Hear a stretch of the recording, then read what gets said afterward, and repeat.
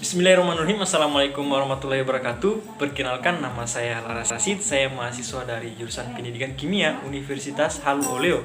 Saya dari Fakultas Keguruan dan Ilmu Pendidikan. Ya, video kali ini saya akan menjelaskan salah satu larutan-larutan yang ada di sekeliling kita. Tetapi kali ini larutan yang saya ambil adalah larutan H2SO4. Yang kita ketahui bahwa larutan H2SO4 itu adalah larutan yang sering-sering digunakan pada saat teman-teman melakukan penelitian maupun pada saat sedang melakukan praktik. Sebelum lebih jauh kita mengetahui tentang sifat fisika dan sifat kimia, kemudian bagaimana jika kita tinjau dari segi termodinamikanya tentang H2SO4 itu, jadi kita harus ketahui dulu apa sih larutan itu dan bagaimana larutan itu bekerja. Jadi larutan itu adalah campuran homogen yang terdiri dari dua larutan atau lebih zat.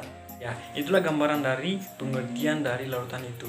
Ya, jadi teman-teman sudah ketahui apa larutan itu sebenarnya. Kemudian kita membahas tentang bagaimana sifat fisik dan sifat kimia dari larutan H2SO4 itu. Ya, jadi sifat fisik dari larutan H2SO4 itu adalah: pertama, larutan H2SO4 itu dia tidak berwarna, tidak berbau, memiliki titik leleh 10 derajat Celcius, memiliki titik didih 330 derajat Celcius, dan memiliki massa molar 98,08 gram per mol.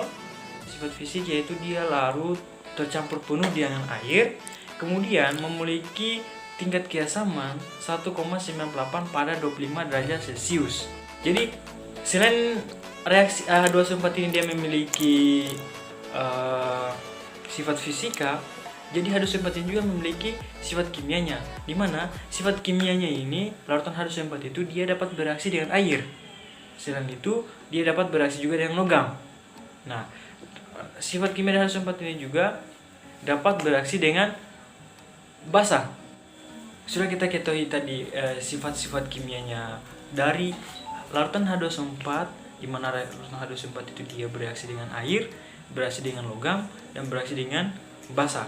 Ya, di sini saya akan menjelaskan lagi bagaimana H2SO4 itu, larutan H2SO4 itu dia bereaksi dengan air. Jadi reaksi hidrasi asam sulfat itu sangatlah eksotermik, dimana artinya itu sangat mudah melepaskan panas. Jadi kita harus selalu tambahkan asam ke dalam air dan jangan terbalik.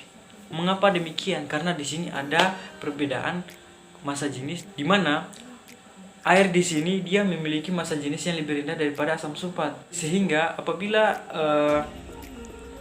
air ditambahkan ke dalam asam sulfat, maka cenderung ia akan mendidih dan bereaksi sangat keras. Nah, jadi perhatikan lagi, air tidak boleh ditambahkan ke dalam asam sulfat, tapi sebaliknya air itu asam sulfat yang ditambahkan ke dalam air, ya kan? Jadi dari pencampuran antara air dan H2SO4 tadi, nah di situ ada terjadi reaksi dalam pembentukan ion hidronium. Ya, jadi ketika air dan H2SO4 itu bereaksi, maka dia membentuk ion hidronium.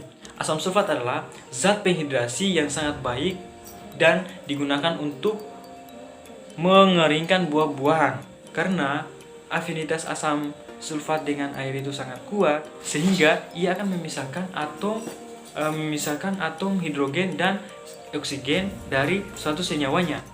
Selain itu, reaksi yang lebih dramatis lagi yaitu ketika larutan H2SO4 ini ditambahkan dengan 1 sendok teh gula. Seketika ditambahkan, gula tersebut akan menjadi karbon berpori-pori yang mengembang dan mengeluarkan aroma seperti karamel. Ya, itulah salah satu contoh larutan yang sering saya jumpai dalam kehidupan sehari-hari, di mana larutan itu yaitu seperti yang saya lihat, seperti H2SO4 yang telah saya jelaskan seperti apa. Jadi teman-teman sudah bisa mengetahui bagaimana gambaran dari sifat kimia, sifat fisika, dan bagaimana jika ditinjau dari segi termodinamikanya. Ya. Jadi ketika teman-teman melihat asam H2SO4 itu, berarti teman-teman sudah bisa tahu bagaimana sifat kimianya, bagaimana sifat fisikanya, dan bagaimana jika asam H2SO4 itu ditinjau dari segi termodinamikanya. Nah, demikianlah penjelasan dari saya.